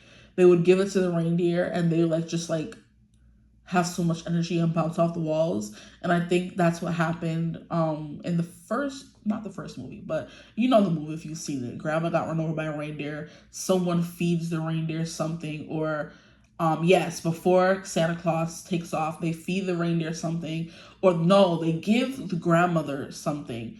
And while Santa's leading them up in the sky, one of them gets, I guess, distracted by the smell of the cake or whatever, and they crash into her, kind of energy. And then it happens like again a little bit towards the end of the movie, and the reindeer's like, sorry, like just a very erratic person. I feel like your aura definitely gives that, like this person can't sit down, they can't think straight, that kind of energy. Okay. And now I'm itching myself. You could be someone like gets itchy, but I feel like this is just me. I have like a rash. I don't know what the heck it is. But if I have any nurses or MUA, not MUAs, I'm sorry, or like, you know, estheticians or whatever in the comments, like, what is this? Like, why? And it's like all over me and on my chest and everywhere. Like, I'm trying to figure out what it is. I'm not someone who usually breaks out at all, and it's very upsetting. Like, just little bumps everywhere, and I'm not a fan. But anyway, and then on my face a little bit too. Like, I'm like, what is going on? Anywho, back to your reading. See, look at that. Mine all over the place. Definitely. Anything else? Sorry, I'm getting distracted. Yeah, that's you as well. There could be something about you that distracts people, because there's something here in these cards how the only person who's like looking at us, and when they look quite suspicious, are these two here. And she's not making direct eye contact. She's looking somewhere else, lost in her head somewhere. This girl, she's kind of looking at us, but I don't think she's making direct eye contact. She's looking adjacent to us, next to us, but not making eye contact. You could have a problem making eye contact with people. That could be something as well. Some of you could also be neurodivergent as well, which I believe includes ADHD and all those, you know, things. So that could definitely be a thing coming through here for you guys, where it's hard to make eye contact, where you look by people, not directly at them or in their eye, and you can have a hard time making eye contact, okay? But yeah, I'm getting that energy coming through for you guys as well. There's also a little bit of punk rock vibes coming through with the chaos. The color scheme is kind of giving me that as well. Okay. Five of Wands. I completely ignored this card for a second. Five of Wands is an energy of combativeness, someone who's very competitive. Like I said, it is giving me the energy of the jock who can't sit down, who always wants to get up, and like who's like punching the air, or like hopping from foot to foot kind of energy. You know, like when you're watching a show and they're about to box, and right before, I guess, the clock goes off or they start the race, the person's like jumping back and forth on their feet, like keep warming up. Like, you can't sit still, is the vibe that's coming through very strongly here. You have like so much energy, and your aura comes off that way immediately. People see you and you're like bouncing your knee, or you're looking around trying to find more stimulation somewhere. That's what I'm getting for you guys. Like, chill out, guys. Por favor, please. Thank you. You could also be someone who kind of like goes in and out of different languages as well. Yeah. And that would make a lot of sense if you're someone who's good at languages, because your mind is able to like just function at 100 all the time. Your brain is never functioning at like 50% or nothing. It's always at 100% horsepower, if that's even a thing. Firepower, that kind of energy. But yeah, you're able to go in and out of different parts of your brain very easily. So that's why you could be good at languages or something like that, you know? Okay. Let us keep going. I don't know how group one was so long and yours is kind of like more straightforward. I think I can end the reading right here, and that's like what we're getting, you know? You could also be someone who's like known to be somewhere for a good time, not a long time kind of thing. But you know, immediately, every time I look into the camera and I'm looking at this card, this gives me a power button. And I can show you right now what I mean. Because right next to me, the computer is on, and you know the power button where there's like a line and a circle around it, that kind of power button. That's what I get every time I see this card. Those kind of like, you're like always glowing, and even when the computer is off, the power is still on. You know, even if the screen is a blank, I guess I should say, even when the screen is blank, the computer is just asleep. It's not actually off until you turn it off. And the way it's kind of like glowing, y'all can see that. It's giving power signs. So it's like I said, all this energy, you have like a lot of energy. But yeah, you're definitely someone who's giving, I'm here for like a good time, not a long time. Like you either lose energy very quickly or you never run out of it. And Hamira is kind of giving me sun, because we can see the rays behind her coming through. So it's like this warmth is always radiating off of you, and it's like giving, you know, a computer that's been on for too long, or even my phone when it overheats and the flash goes off because you have no more energy, so your phone like overheats quite easily, that kind of thing. But that's to be, I guess, that's to be expected when you're always running on 100. Like I said, 100 horsepower. If a horse is running every hour of every day, it will burn out and won't survive. So you definitely do have you do have times of burnout is what I'm getting as well. None of the cards here, that's the Eight of Swords, yeah. I'm like, none of the cards here are giving that. All this is giving like fully powered all the time, but this Eight of Swords is kind of like, I need my alone time to kind of recuperate. And then you have your moments of being moody, like leave me alone. If you come to me or if you come bother me, I will turn you to stone kind of energy. So yeah, that's coming through for y'all for sure. Okay, I don't know why, like I said, for group 1, I was here for like 40 something minutes. For you guys, it's 22 minutes and I feel like I'm about done. You know, you do things quickly, very efficient kind of energy as well. You're giving like athlete energy, like, and not even a regular athlete, like Olympic level athlete where you get things done. You know what I mean? You're winning the gold, the medal, the bronze, and going home. It's also kind of giving me performer as well, because I'm hearing a specific thing that I've heard performers say where it's hard for them to like wind down after a show, so they spend the whole night like struggling to fall asleep, because after they come off stage, that high is unlike any other high they've ever experienced. So you could definitely be the soul's always high. I don't know. You could be on some stuff all the time, or that's just your energy, right? You always feel like you've just finished a stadium show and you can't seem to get your energy down back to mellow. Okay, anyway, let's move on. Let's see what else comes through with these cards. There's no need for your readings to be long just because group 1 was long. That's kind of crazy, right?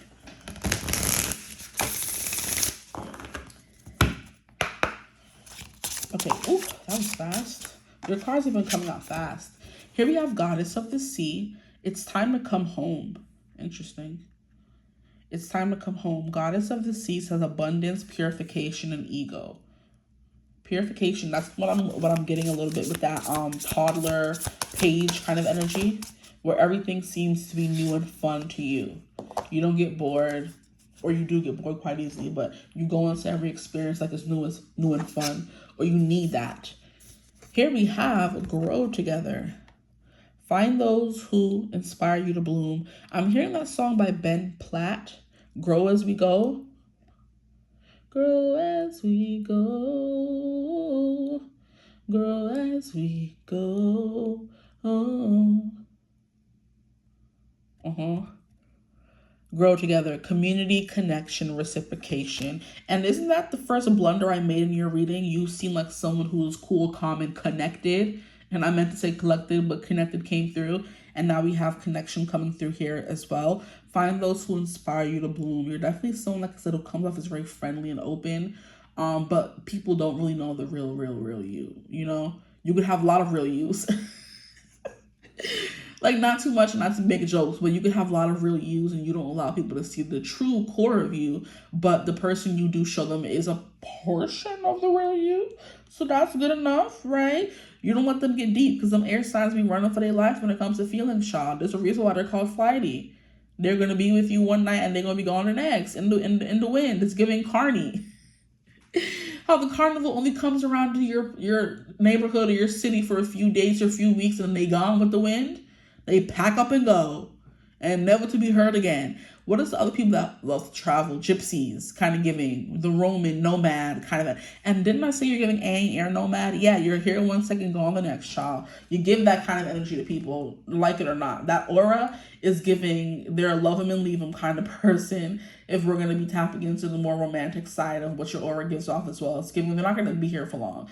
They're going to love you and leave you and be gone, right?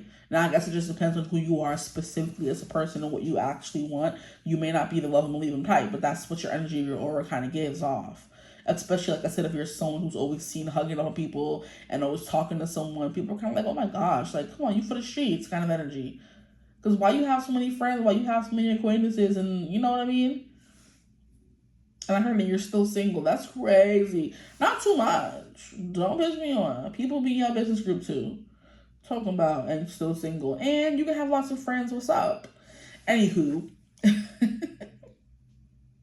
I'm sorry. Anywho, yeah. Find those who inspire you to bloom. That's the kind of energy coming through for your aura. You are. I feel like people want to be like you. You know? I'm hearing that song from the Jungle Book too. I want to be like you. I want to walk like you, talk like you too. Basically, it's a freaking orangutan trying to convince Mowgli to teach him how to man's red fire, whatever his thing was about, right? He's like, I protected you since you were a man cub, or I made a deal with you. Like, shut up. Let me stop. Anyway.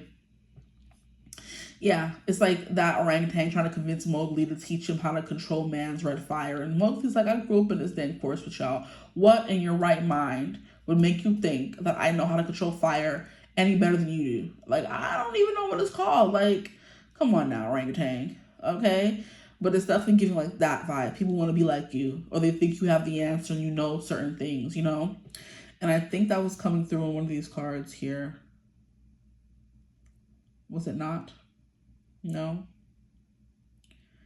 I feel like the card was giving me that earlier. Anyway, maybe I put it back in the deck. Then we have Memento Mori, life, presence, and depth. And this is like two people or two things separated by life and death. And it says the meaning is in the middle. So you're, like I said, and what was I saying about Libra? Libra keeps coming through. You're not one thing. You're not this. You're not that. You're two different things. You know what I mean? You're not too much of this or too much of that. You're always fighting for battle. Maybe there's two parts of you always fighting for dominance. That could be a thing coming through as well. Like there's two major energies that's always fighting for dominance, and which is why you come off as someone who is unstable because you can't find that middle ground, right? And it says here the meaning is in the middle, but you can't seem to find the meaning of certain things because you haven't found that middle ground yet. Because your energy is still coming off as all over the place. Interesting. That's an interesting like concept coming up in the reading, honestly. But we have 22 as well. But like I said in another reading, this Memento Mori or whatever, it reminds me of a spell in Harry Potter where Voldemort and Harry's wand cores connect because they have the same wand core, unicorn hair, whatever you want to call it. And it's when Voldemort is trying to unalive Harry and Harry is trying to unwand Voldemort. And they're each using a different spell, but the wand cores connect because two people who have the same wand can't use any kind of spells on each other because instead of it trying to how can I say it? Instead of it trying to overpower, it's going to connect instead. And that's when Harry starts seeing his mom, his dad, Sirius, Remus, all the people he had lost that was close to him. And they tell him to run. And at that moment, when the spell is being cast, they can distract Voldemort. They can go and like stun him for a second in order for Harry to get away. And that's what he does. I think it's in the Goblet of Fire. The first time he sees Voldemort in person after he unalived that man's parents, right? And Voldemort is trying to Avada Kedavra his behind, and Harry was like, Expelliarmus, right back on his behind. And then their wands connect, and yeah, like I said already, but it's kind of giving me that as well, where if one side of you cannot overcome the other side because they both have the same core, which is you. There's an underlying core of you. You know, that's interesting, bro. That's very interesting right there. Like one can't overcome the other because they're both you. It's giving bipolar disorder. Like it's giving, you're always fighting with yourself and you're fighting with your mind, which is why you're coming through. Like I said, once again, it's a little bit, you know? Anyway, yeah. I'm going to put that there. Don't want to over-explain. Very interesting vibes coming through though. Wow. But your aura is kind of like this and that at the same time. Because you could have two, like I said, very distinctly different sides to you. And people are kind of like, okay, that's different. Which one is you then? You're like, both. They're like, no, that one is too different from that one. It's like someone who's evil and good at the same time, trying to tell somebody, I'm both. What, you an anti-hero out here? And you're like, yes, I'm an anti-hero. I can be good and I can be bad. Like, no, you're either good or bad. And you're like, no, I'm both. And one can't overpower the other one because, which is why you're an anti-hero. Because you don't claim to be a hero, but when the time comes, you could be seen as a hero in certain instances. You know what I mean? Period.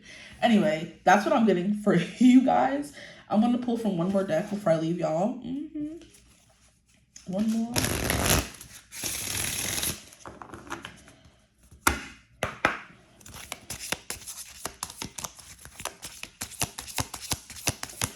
That's such a bop song though.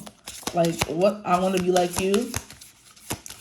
Because he's like, now we made a deal, man cuz, or whatever he says, man cub. I made a deal with you. Like, boy, bye.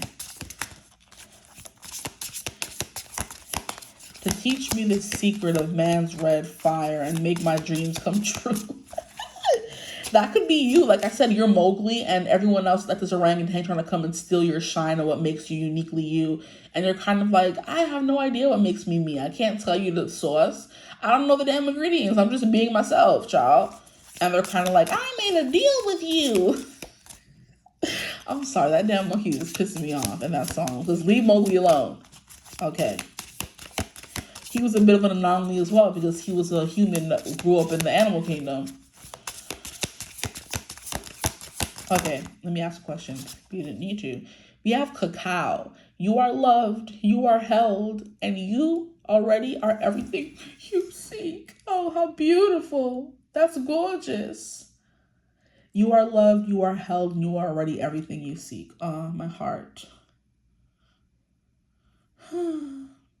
But yeah, that's what's coming through for you guys in your aura. It's definitely giving someone, I do think people, like I said, feel safe enough to open up around you, but there is still like a little bit of instability to who you are. But people love you.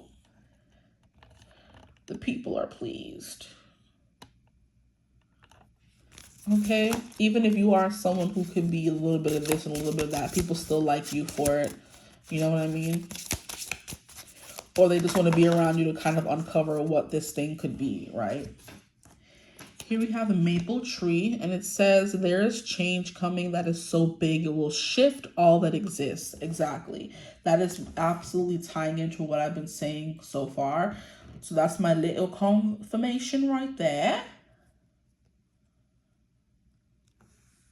There are two parts to that are quite drastically different, and people can, I feel like, feel that. So it ends up coming off as like, oh, this person don't know who they are. But it's like, I do. I just, what do you want me to do about it, child? I am who I am. We are who we are, you know? And it's like, okay, I love your aura. Quite confident, you know? Okay, Harvest Switch. This came through for group one, and I was getting a vibe of group one for you guys. I was kind of confusing your energy in group ones a little bit on one specific part of, I forgot what I was saying.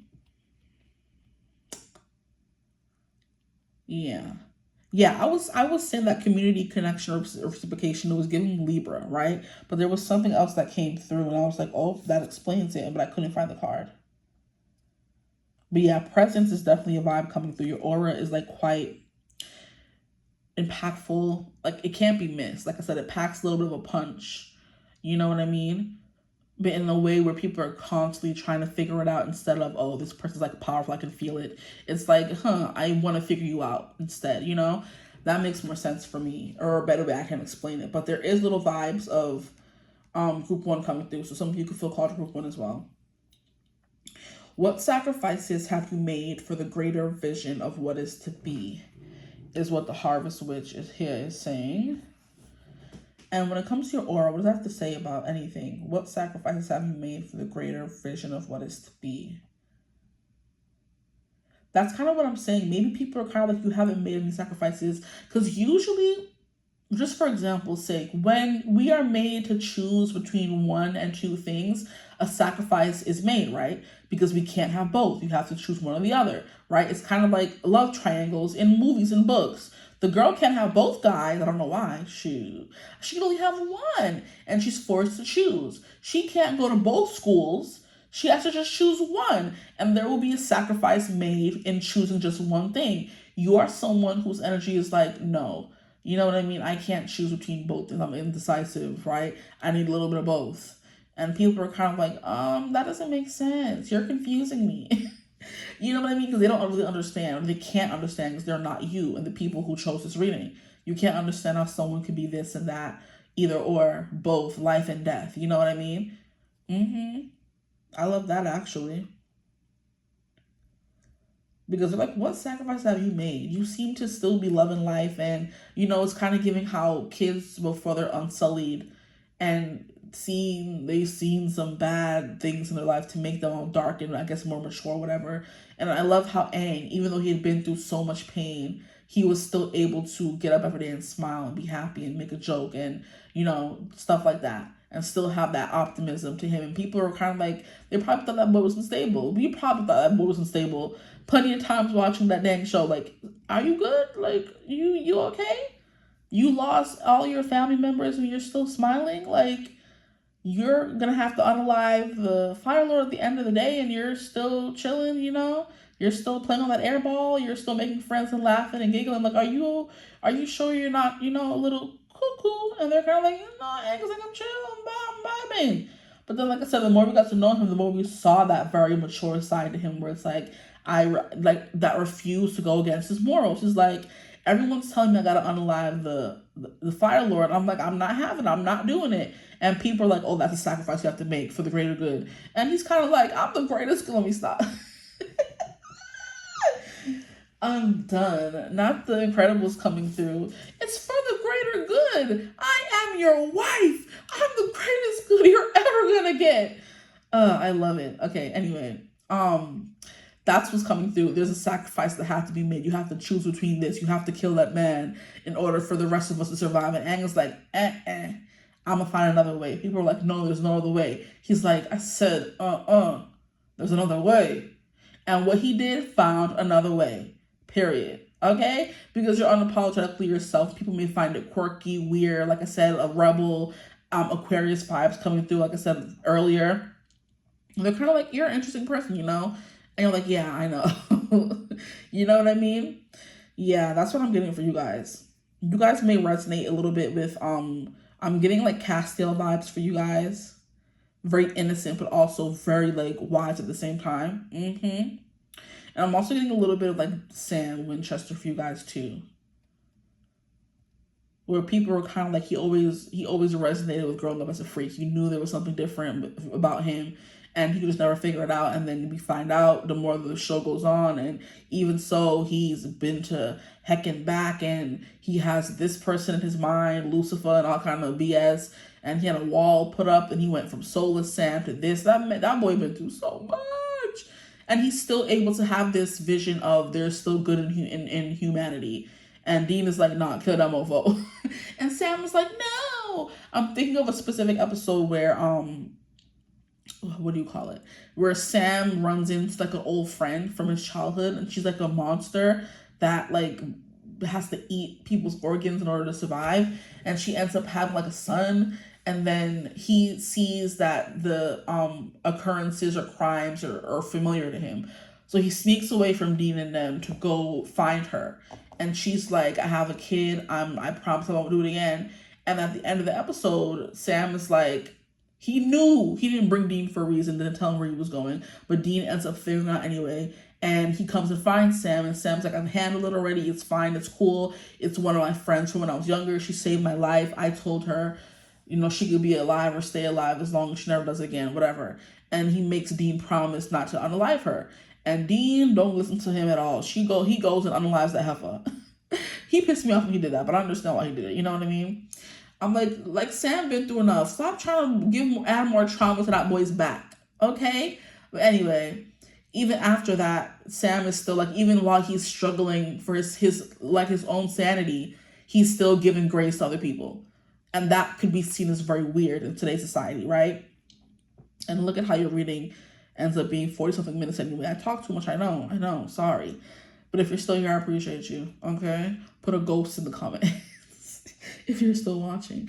But yeah, that's kind of what I'm getting. You have like an innocent view where you still believe in humanity, but there's also moments you like know you have to be ruthless, but you refuse to ever like cross the line, right? Anyway, I'm gonna leave your reading here. I hope it resonated. If it did, feel free to like, comment, and subscribe. Join the tribe. We love to have you. Hype the video. I am like offering memberships now on the channel. If you feel called to go join them, the link will be right above the timestamps in the description box below. If you ever want a reading, you could always chill out. Not chill out. You could always chill out. That's crazy. You can always find me and get in contact with me using my email in the description box below. But I do hope you're having a beautiful, wonderful day whenever you're watching this reading. And as always, I will see you gorgeous people in the next one. Mwah. Bye. Hello, my gorgeous group threes. Welcome to your reading. Thank you for joining me here in today's reading. The topic of today's reading is going to be about what kind of aura do you give off? Okay. What does your aura give? Whatever resonates with you more.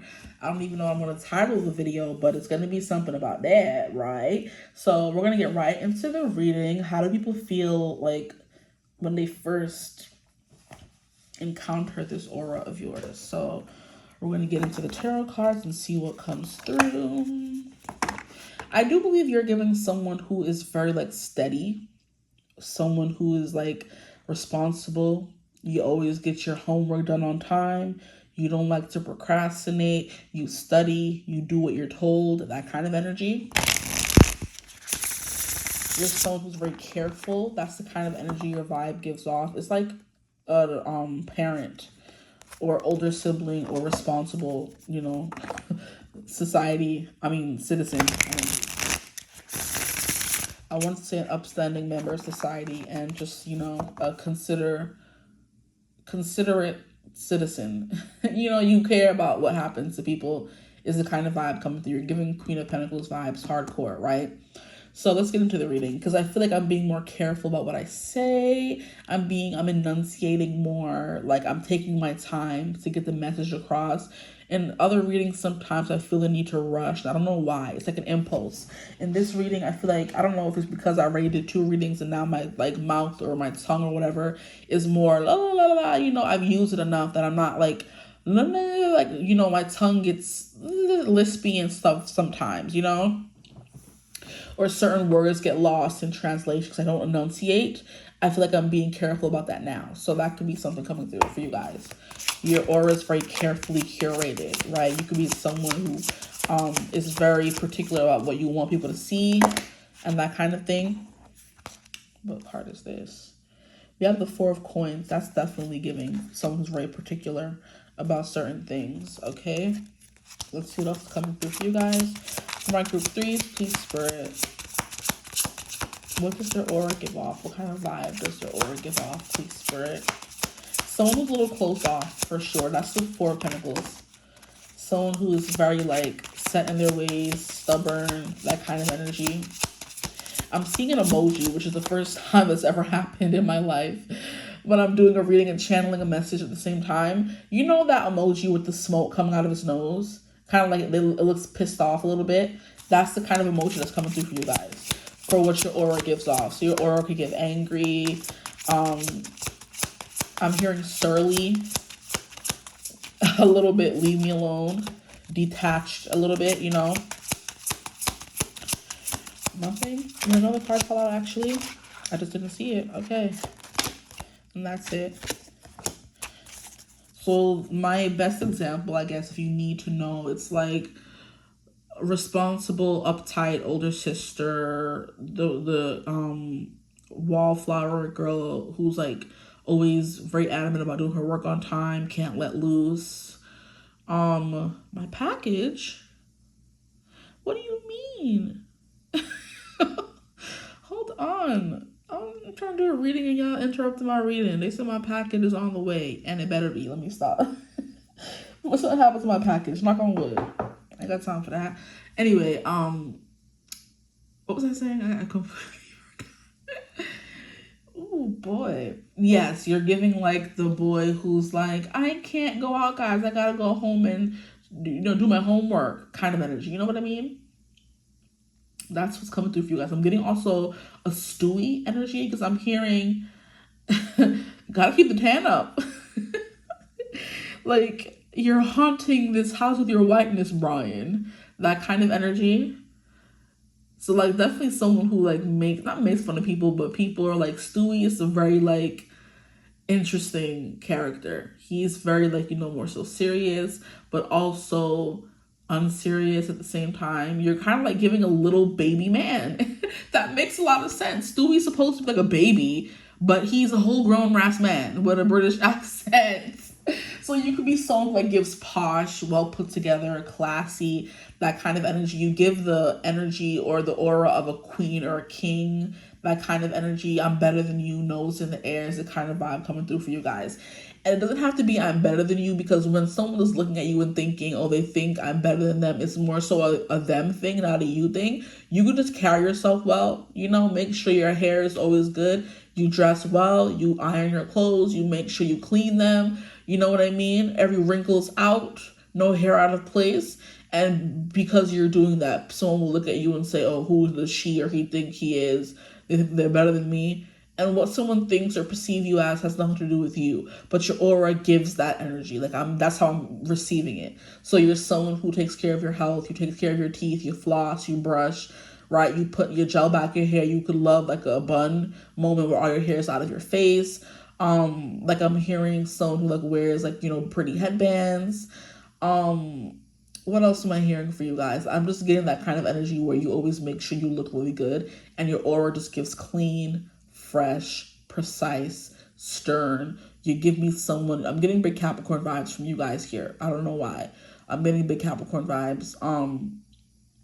But it's like the principal. The principal's always wearing a pantsuit if they're a woman, or a dress, or a pencil skirt if they're a lady, or if they're a guy. They're wearing suits, they're wearing a pressed tee, they're wearing a tie, they're wearing slacks. You're never going to see them in anything but business casual. If they're a CEO, if they're a politician or whatever, they always have to be in formal wear. That's what your aura gives.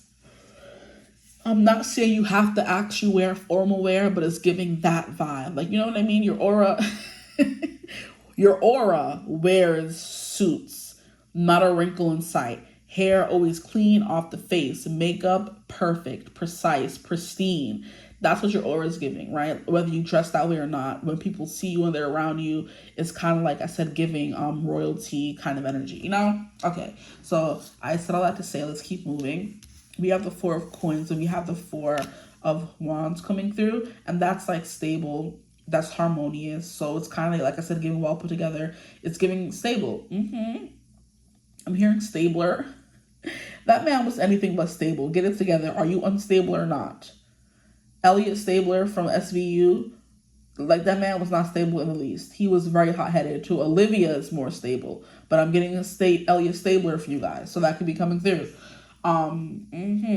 Maybe you like your aura gives stable, but maybe in real life you're a little unstable. Maybe some of you, if you don't resonate with this, go watch group 2. That's more of Elliot Stabler energy, I feel like. Yeah, even group 1, honestly, if you're not resonating with this energy of being like very cool, very chill, very regal, because look at her, she looks very much like she's giving me Queen of Swords energy. She's just sitting there, her face is very, not monotone, but not too expressive. It's giving I'm your queen, what do you want from me kind of vibe, and he's also kind of giving silently judging you. Look at his face. Look at you're beautiful, first of all. Or fifth of all, what point are we on now? I don't really know. But you're definitely someone who's very beautiful. People do notice that for sure. But the 4 of coins, Epiphron, and then we have 4 of wands, Hestia. The 4s represent safety, stability, someone you can count on and rely on. So it's kind of like someone who looks well-meaning and looks nice and looks approachable, and someone you could trust, is energy. A great friend is also the kind of aura that you're kind of giving off too. Here we have The Knight of Swords, Aries. Interesting. So maybe you are giving a little bit Elliot Stabler. People feel safe in your energy because they know if things pop off, you're going to make sure you and your people are good. Okay? Good. If things pop off, you're the person they want by their side, fighting their fighting their battles with them. Okay, so you're giving a little bit of Mars energy as well. Okay. You could be like, you give off maybe like good fighter. Like, don't double cross me, don't try to come and style me up because you're not gonna win, that kind of thing. I'll beat you down, child. That's what the fours are giving. Someone who's very sturdy and stable and you don't want to double cross them, right? It is kind of giving me Emperor. Like I said, the principal. No one wants to get on the principal's bad side because if you do, you're going to get expelled. No one wants to get on the judge's bad side because if you do, you're going to go to jail. Like, no one wants to get on a police officer's bad side because the police officer will take you down in a minute. You know, they might shoot too. Shoot. But yeah, that's kind of what I'm getting here for you guys. Okay, what is coming next? Knight of Swords is, I'm hearing noble. Someone who's very noble, someone who's very intelligent. The Knight of Swords is someone who gives very well-read vibes. So like I said, you're giving posh, a little stush, you know what I mean? A librarian energy. Yeah. I eat high tea at noon every day with my crumpets and tea. And don't you dare try to interrupt me or else, you know? How dare you? It's giving very, who's it giving? Lucius Malfoy vibes. Like, elitist, you know? Or Draco Malfoy as well. How he would come and say, and call everybody a mudblood because they weren't as high class and elitist as his family was, you know? Purist vibes is coming through as well. Here we have Knight of Coins. So you're someone who's very responsible. You're responsible. You're steadfast. People can count on you. They know you're going to get the job done. Okay? What is this song? I'll get the job done. Giver by Chaperone. You could give off energy of a giver. You know what this is giving me? You're giving kind of like mom and dad. Like I said earlier, where the dad protects the family and the mom kind of like nurtures the family. You're giving both of those energies. So I'm getting very strong Queen of Pentacles vibes, and I'm also getting very strong Capricorn vibes for you guys. And Capricorn is the father of the zodiac. Okay, he's the one who has his ish together. He's the one with the good job, making the good money. That's what your aura kind of gives. And this is really funny because I've never in my life, you know, I've done videos about like what's your vibe is, but your aura is just immediately giving elitist purity, like I'm the best of the best energy. And like I said, the way someone's perceiving your aura doesn't mean you're coming off as stush, but this is the best way I can explain it to you. So whether you come off as stush or not, when people are around you, there's immediate respect. There's immediate, like, beholden. There's immediate inferiority is what I'm kind of getting as well. Because people are like, I don't feel like I measure up. You know, they're doing they're doing member measuring. Okay, you and a guy, two men are trying to measure their, you know what I mean? You know what's. And seeing which one is longer, you know? And I think people like try to size you up when they first meet you and figure out, oh, who they think they are, kind of energy. But like I said, I don't think it has anything to do with you and what you're saying you're doing. It's just a vibe you give off immediately. Your aura is like, hey, I am a little better than you. My nose is a little bit in the air. I can't even lie. My bun is tight. My peak coat is on. Okay, my hair is straightened. You know what I mean? And that's about it. What do you want me to say? I'm a walking king or queen. I'm a walking trophy vibes, you know? Period. Love that. And then here we have the Two of Swords Nemesis. Wow. See, this makes perfect sense because your aura is immediately giving someone to watch out for.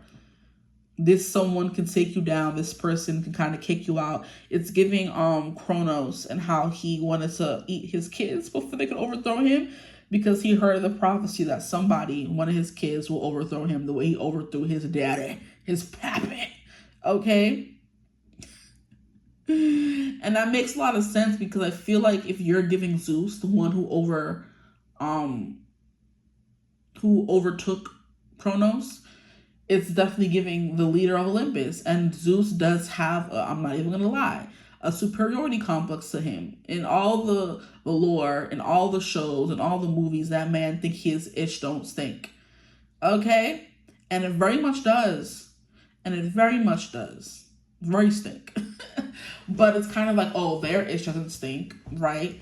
Nose in the air kind of energy. So that's what I'm getting for you guys. That's what your aura gives, okay?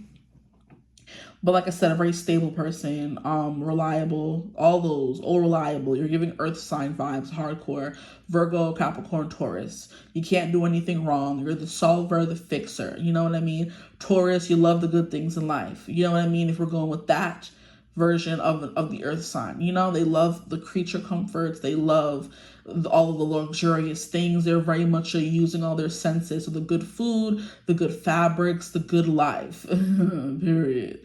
And then we have Virgo, and they're just the server. They like to give, they like to do, they like to fix and help and analyze and make things better, right? Then we have Capricorn, which is the father. They're the CEO. They're ruled by Saturn, and Saturn is the benefic.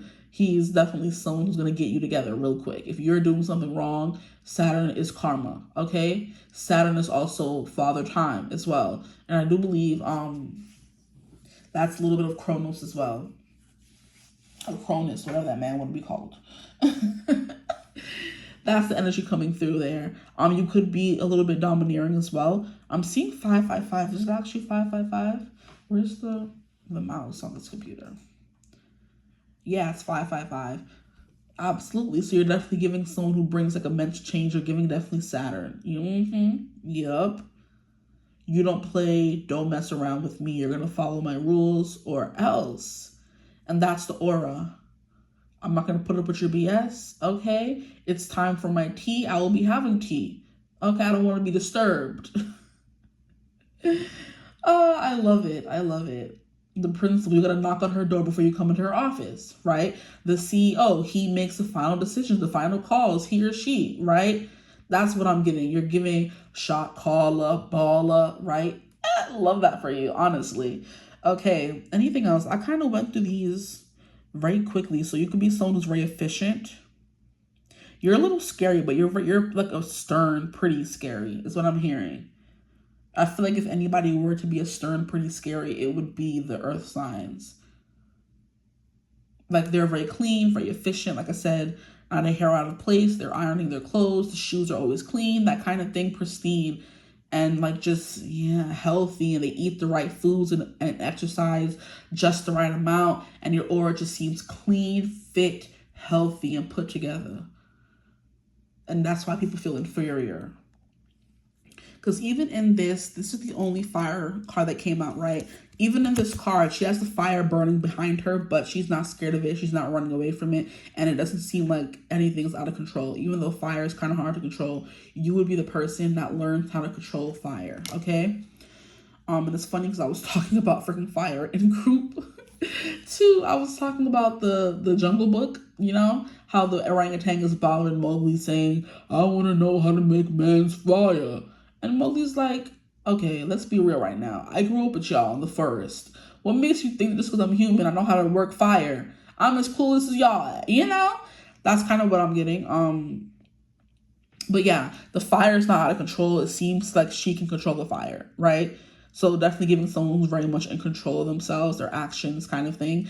Yeah. Getting upstanding citizen vibes. Like I said, it's giving your honor, it's giving judge, it's giving jury and executioner, it's giving all of that. It's giving, what was I saying the other day? There was an episode of Supernatural where they go up against Osiris, which is Egyptian, and this deck is, what is it? I think it's mostly Greek, whatever.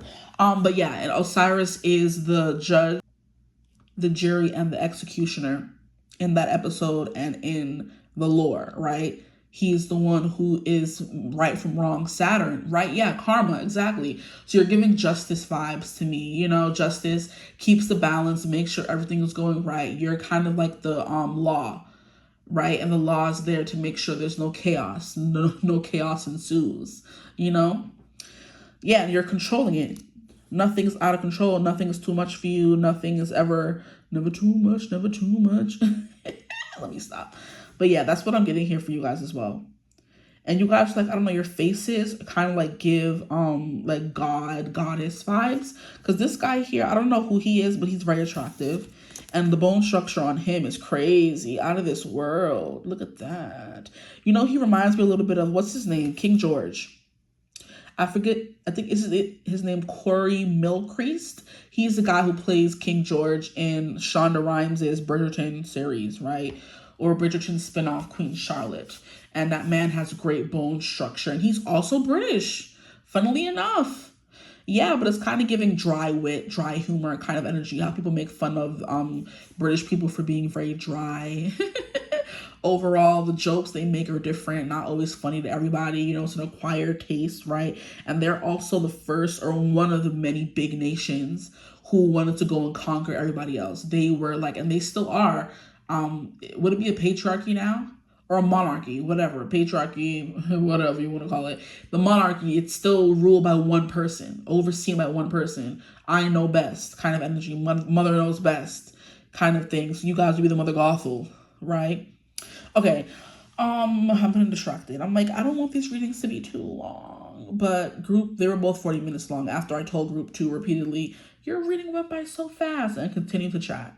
Child, I tell you, I don't know what's wrong with me. But anyway, the Knight of Swords is also giving me someone who's good in battle, good at combat. So you could be, like I said, a good fighter. You're giving that vibe as well. Some of you were giving like very slim, limber, what is it? Chic. All those words are coming through for you guys. But let's keep going. Let's see what else is coming through for you guys.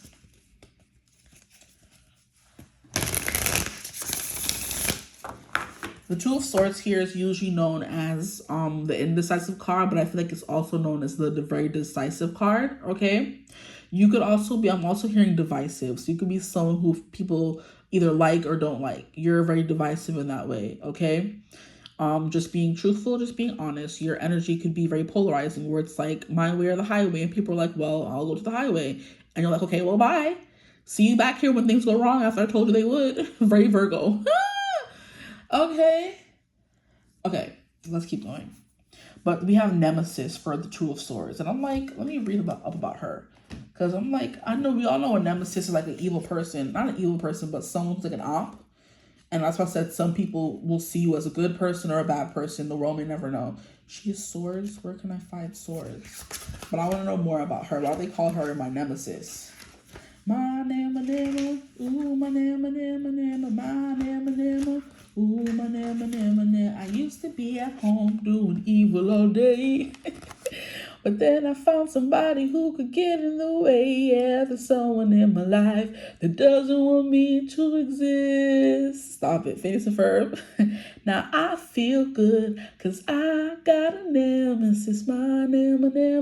Ooh, my name. Let me stop. Tell me, y'all love Phineas and Ferb. Because I love Phineas and Ferb, okay? I'll be listening to those songs on the daily. Like, I will be on the shower jamming, and a Phineas and Ferb song will come on, and the jamming will continue. There's no stopping. There's no skipping. I'm listening to all the songs, okay? But anyway, that song is from the Phineas and Ferb episode where Doofenshmirtz realizes that he has like a nemesis, a foe, because Perry the Platypus would always come and try to take down his little silly plots, right? And then when I think Perry the Platypus left or found someone else to be arch nemesis for, he was crying. Doofenshmirtz was like, I miss Perry the Platypus. And people were like, that was your arch nemesis though. But they still loved each other. But anyway, Nemesis, she's the goddess of retribution. Nemesis was a goddess who sought retribution against evil deeds, hubris, and undeserved good fortune. I am screaming. What do you mean undeserved good fortune? She was out there snatching back up people's blessings. Nope, you don't deserve that. That's justice if I ever heard. And karma as well. Sorry, I'm getting distracted. Keeping the goddess of fortune tight or teach, whatever, in check. In her remorseless dealings with mortals, Nemesis helped to maintain the equilibrium. That is freaking hilarious. She's like, oh, nope, you don't deserve that. I'll take it back. You guys are also giving me a Blair Waldorf vibe. No F's given. I care about school, my reputation, and people like that. You know what I mean? But yeah, she was also someone who was rich. Yeah, period. Okay. Difficult choices, indecision, stalemate, middle ground, divided loyalty. That could be something that comes through as well. Where you kind of give narc vibes, where you'll tell on them if they do something wrong, whether they're your friend or not. You're very big on that. Your morals and values. But yeah, Nemesis, a divine seeker of balance, may be in your life to assist you with a hard decision. You could be at an intersection of some kind, lacking the information you need to make decisions both equally good and bad. So you're a good decision maker as well. You seem, like I said, someone who's very decisive, I feel like. Nemesis is hilarious. She's like, no. Let me just take that back. You don't deserve it. That is hilarious. I can't. Anybody else I wanted to get into? I wanted to know more about this guy here. Epiphron. Cause I feel good. Cause I gotta know what's up. No, so where are you?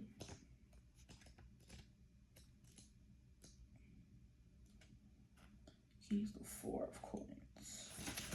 Okay. Epiphron, he's the god of and personification of prudence and shrewdness. These cards just keep confirming what was coming through for you guys. I tell you. A mysterious figure in mythology about whom much knowledge has been lost. Epiphron was the god and personified spirit of careful consideration, prudence, and shrewdness.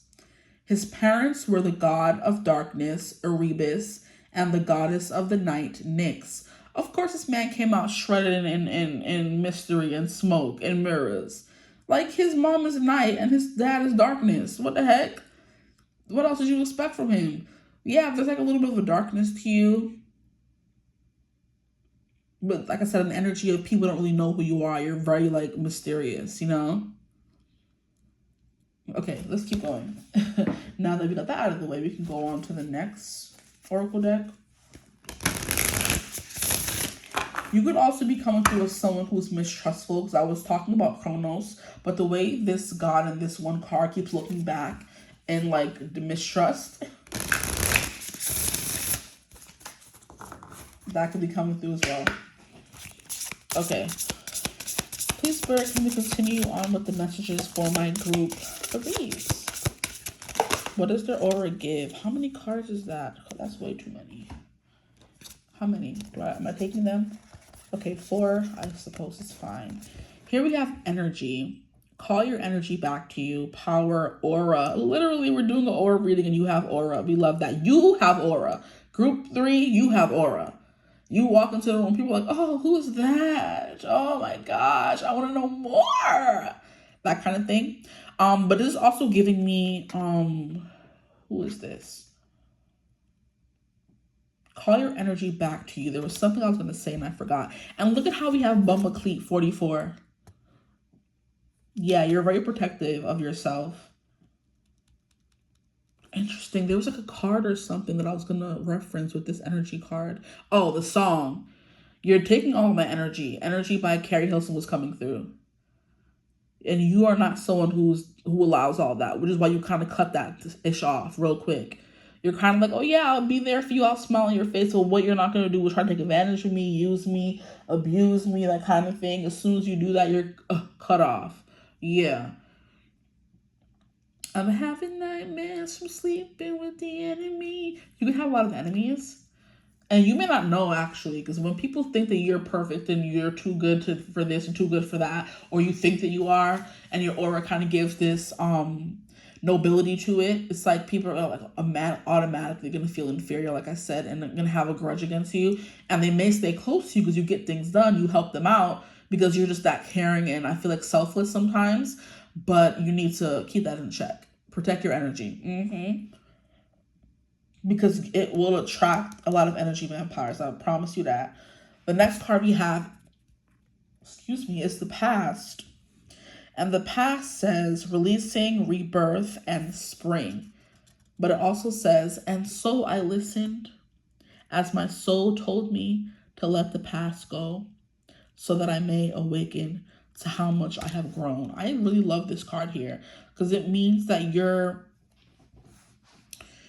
someone who's always checking in with yourself. You're someone who's always realizing the strides it takes to be a better person. So when you reach a next phase of life, you're going to be very grateful and you're going to be very retrospective about what you went through and how you got to this certain place and how you used to be and who you are now. So you're someone who's always constantly checking in with yourself, and people can kind of feel that through your aura, where you are always taking care of your physical and mental self and well-being, which is why they're like, oh my gosh, who do you think you are? You actually journal, like you actually go to a therapist, you actually do this and that, you actually eat healthy, and you're like, yeah, I want to be the perfect person that I could be.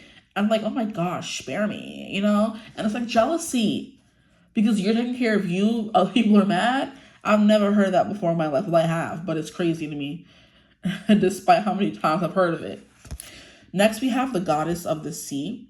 It's time to come home. Abundance, purification, ego. Interesting. Some of you could have an ego, or people think you have an ego, or your aura gives off someone who has an ego, whatever you want to call it, however that resonates for you. But like I said, you let so many people into your heart. So where's the ego coming from? People be hating, I tell you. But you can have an ego just to have an ego. You can be very proud of all the things you've done and the things you're able to acquire and get done in life. And people need that help. They need that clarity. They need that guidance. And sometimes they're mad when they have to ask for help. So like I said, be careful. I'm getting a lot of evil eye from you guys. People are like just disliking you for no reason. I mean, there's a reason in their mind, but it doesn't mean it's sensical. It's nonsensical, if anything. Okay, here we have the awakened dead. Interesting. Resilience, nirvana, self-appreciation. You love yourself. I love I want to shake it. Like, stop it. Because I'm my own and I'll keep owning it. I might do just what I like on the regular. What song is that? And it's really not my fault if you're scared of a sweet little unforgettable thing. Unforgettable, sweet little unforgettable thing. So incredible, knowing I'm not sorry. I'm just loving my body. I don't care if you're scared of a sweet little unforgettable thing. That's the song SLUT. It spells out that word by B. Miller. I love her. B. Miller, she is the baddest. She does not give a flying fadoodle. That's the perfect energy coming through for you guys. You may not know her, but she was on, I forget what season she was on, but she was on a season of The X Factor. And she made it pretty far, but she's very much unapologetic. She says whatever she wants to say. There's also a song she has called That, BITCH, and I love that song. When I want to get real hardcore and not give an F, I'm playing her music, right? Let's see if I can find it for you guys. 2 songs. Okay, so the first song is SLUT. And like I said, it's supposed to have a certain word, but not my business. She says, I love myself. I want to see it. When I turn around, look in the mirror. And if you don't like it, you can leave it. Because it's my own and I'll keep owning it. If you don't like what I'm wearing, well, you're only bothered because you're staring. And you'll never talk me into caring because it's my own and I'll keep owning it. I'ma do just what I want on the regular. And it's really not my fault if you're scared of a sweet little unforgettable thing. Unforgettable, sweet little unforgettable thing. So incredible. Know that I'm not sorry. I'm just loving my body. I don't care if you're scared of a sweet little unforgettable thing. I love my bleep. I want to shake it. You can thank my mama because she made it. Don't waste your breath trying to change it. Just mind your own and I'll keep owning it. We got to learn to stick together. Love your color, gender, or whatever. Because your happiness don't need a censor. Just mind your own and we'll keep owning it. And then she goes into I'm going to do what I want on the regular. And it's really not my fault if you're scared of a sweet little unforgettable thing. But yeah.